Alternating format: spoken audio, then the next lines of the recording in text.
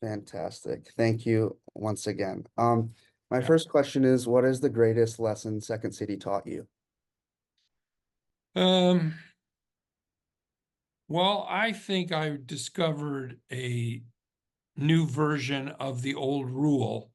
There's an old rule in improvisation called play to your intelligence, which is have your characters be as smart as you are.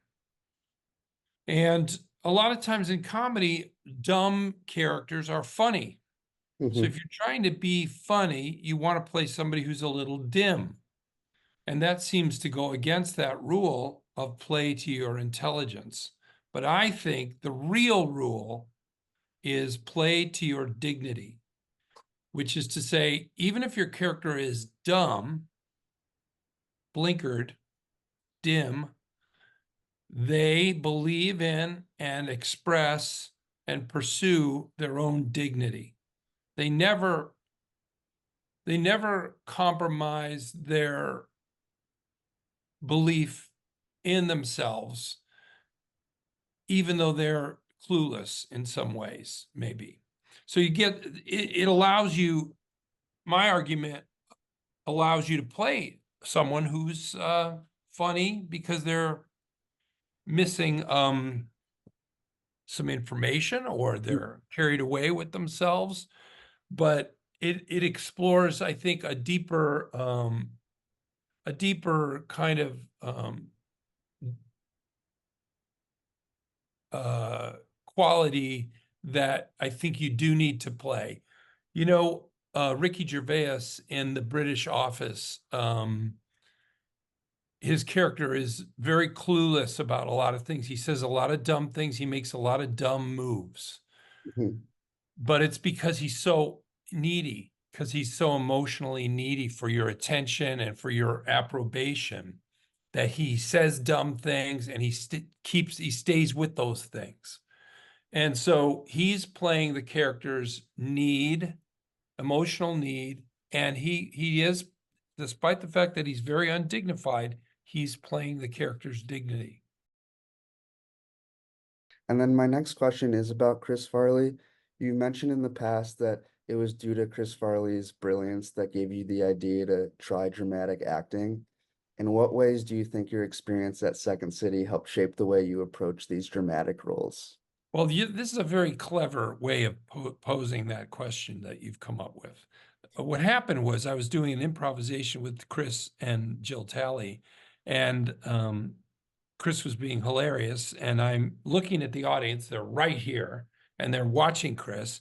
And I have the thought, if I was sitting in that audience, I would be watching that guy too. I would not be watching me. And I'm not resentful at all. I'm just like, yeah, I mean, this guy's hilarious.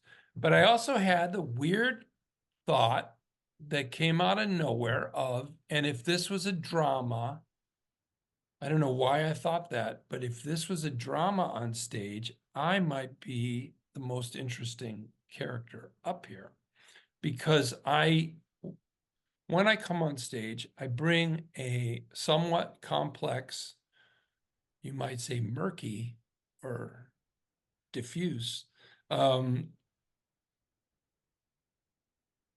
aura. You know, your favorite comedy performers, Jack Black, Chris Farley, Will Ferrell, uh, uh, you smile. You just smile when they come out, even if they're playing bad or wrong, or you just smile. They make you happy. They bring a joy and a smile onto the stage in front of you from the second they appear. And that is good for comedy. I don't bring that. When I walk on stage or in the camera, the first thing you think is, what is going on with this guy? And that actually is good for drama. It's good for drama to have you asking the question, what are this guy's motives? He's smiling, but I'm not sure he's good. He's friendly. I can't tell. And then you discover over the course of the show or play or whatever, hopefully it becomes clear. But that uncertainty is actually a great thing for drama. And it's not really a great thing for comedy. Um, I never really pursued drama.